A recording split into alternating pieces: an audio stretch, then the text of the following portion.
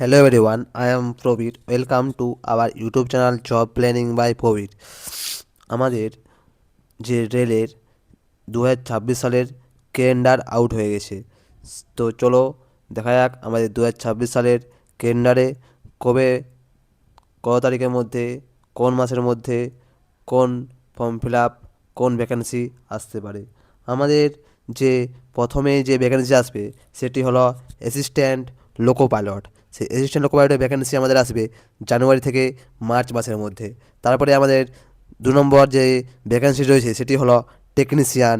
এই টেকনিশিয়ানের ভ্যাকেন্সি আসবে আমাদের এপ্রিল থেকে জুন মাসের মধ্যে। এবং তারপরে যে 3 নম্বর আমাদের ভ্যাকেন্সি রয়েছে সেটি হলো সেকশন কন্ট্রোলার। আমাদের এই সেকশন কন্ট্রোলারও আমাদের এপ্রিল থেকে জুন মাসের মধ্যে ভ্যাকেন্সি আসবে।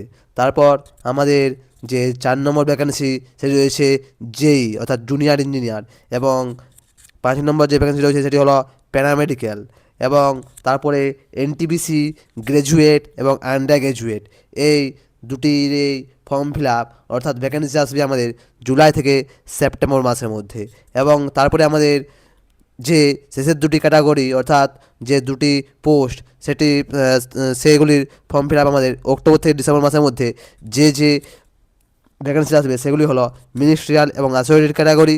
এবং আমাদের রেলের যে গ্রুপ ডি বা লেভেল 1 সেই লেভেল 1-এর যে ভ্যাকেন্সি সেই ভ্যাকেন্সি আমাদের অক্টোবর থেকে ডিসেম্বর মাসের মধ্যেই আসবে। এটাই ছিল আজকের আপডেট।